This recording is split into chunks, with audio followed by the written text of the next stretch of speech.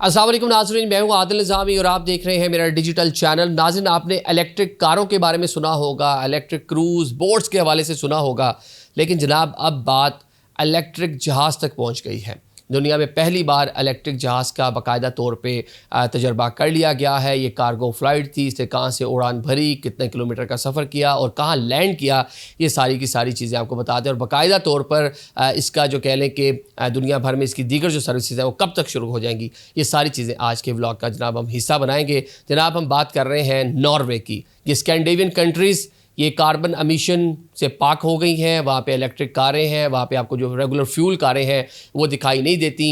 इन्होंने जनाब बहुत सारा ग्रीन एनर्जी पर इन ममालिक ने, स्कैंडिनेविया ने काम किया है। अब नॉर्वे अमेरिकन एक कंपनी बीटा के साथ मिलकर उसने पहला इलेक्ट्रिक जहाज़ बना लिया है।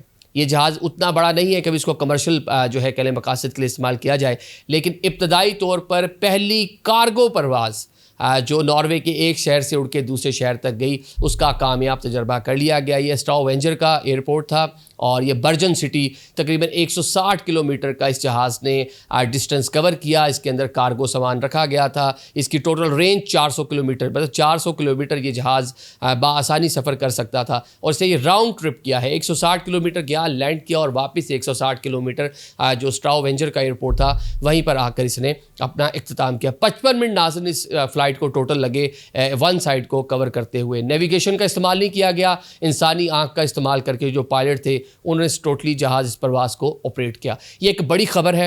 यूरोपियन कैपिटल अमेरिका, दुनिया भर की नज़रें इस फ्लाइट के ऊपर थी, क्योंकि एक नई जिद्दत है। आज जिस तरह इलेक्ट्रिक कारें दुनिया भर में आ रही हैं, जो पुरानी जो स्टीरियो किस्म के जो फ्यूल इंजन हैं उनको रिप्लेस कर रही हैं, तो जहाज़ के बारे में सोचा जा रहा था कि ये कब तक मुमकिन हो पाएगा। बड़े बड़े क्रूज़ अब जो है कह लें कि शमसी तवानाई से चल रहे हैं या इलेक्ट्रिक बिजली के ज़रिए उनको चलाया जा रहा है, ऑपरेट किया जा रहा है। तो जनाब अब जहाज़ के बारे में सोचा जा रहा था, तो बिला आखिर ये टाइम भी आन पहुंचा है कि जहाज़ भी अब इलेक्ट्रिक जो पावर है उसके ज़रिए उड़ा करेंगे। तो ये दुनिया में कह लें कि जिस तरह पहली बार जहाज़ बना, उसने पहली अपनी फ़्लाइट ली, एक इनकलाब था, तो इसको भी एज ए इनकलाब ही कंसीडर किया जा रहा है। दुनिया भर की नज़रें इस पहली परवाज़ पर मरकूज़ रही हैं। अब ज़रा बात कर लेते हैं, ये पहली परवाज़ तो हो गई, लेकिन अब बाकायदा तौर पर इस आजमाइशी परवाज़ के बाद अब बाकायदा तौर पर कब ये मुकम्मल इसको कार्गो के तौर पे या फिर कमर्शियल फ़्लाइट के तौर पे इस्तेमाल करने का नॉर्वे की जो कंपनीज़ हैं वो इरादा रखती हैं। साल 2028 से साल 2030 के दरमियान तक का उन्होंने अपना टाइम रखा हुआ है कि इस टाइम पीरियड में इब्तदाई तौर पर ये कार्गो जो फ़्लाइट्स होंगी उनकी, इस जहाज़ की जो बॉडी है उसको भी वाइड किया जाएगा, इसकी रेंज को भी बढ़ाने की कोशिश की जाएगी, इसकी कैपेसिटी भी बढ़ाने की कोशिश की जाएगी। और साल 2028 से साल 2030 तक का उनका जो प्लान है, मुकम्मल तौर पर जो मुल्क की कार्गो होगी वो इलेक्ट्रिक जहाज़ों के ऊपर उसकी तरसील का अमल मुकम्मल किया जाएगा। अगर हम बात कर लें जिस तरह मैंने कहा स्कैंडिनेविया की, तो वो कार्बन एमिशन के हवाले से ज़ीरो हो चुके हैं, वहाँ पे ज़ीरो कार्बन एमिशन हो चुकी है। और दुनिया भर में जहाज़ों के हवाले से कहा जाता है कि जितनी भी कार्बन एमिशन है उसका 3% ये जहाज़ ये जनाब ख़ारिज करते हैं, इनसे अखराज होता है। अमेरिका की बात कर लें, अमेरिका में एक बहुत बड़ा मसला है। यूरोप की बात कर लें, बहुत बड़ा मसला है। बल्कि अब तो ये भी तनकीद होती है कि अमेरिका में 16,000 लोगों के पास अपना प्राइवेट जेट मौजूद है।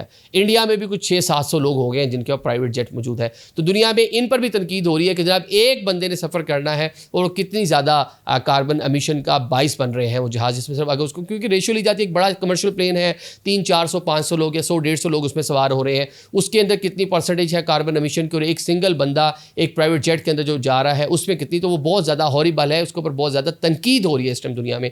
तो अब ये जनाब ई एनर्जी और कह लें कि इलेक्ट्रॉनिक एनर्जी को इस्तेमाल करते हुए इन्होंने जनाब जहाज़ ने तैयार किया है। अब इसके ऊपर पहला जहाज़ हो गया, जिस तरह पहली ईवी कार आई थी तो उसके बाद दुनिया भर में ईवी कार्स बनना शुरू हो गई हैं, उस पर काम शुरू हो गया है। अब ये पहला इलेक्ट्रिक जहाज़ आया है, तो अब बोइंग है, एयरबस है, कोमैक है, या फिर रशियन जो कंपनीज़ हैं या फिर जो दीगर यूरोपीय कंपनीज़ हैं, जापानी कंपनियां हैं, वो इसके ऊपर बड़ी तेज़ी से काम शुरू करेंगी। शायद अगले 10 से 15 साल बाद कोई ऐसी कमर्शियल फ़्लाइट भी हो जो आप इलेक्ट्रिक प्लेन के अंदर आप जो है ना वो कर रहे हो। Thank you so much.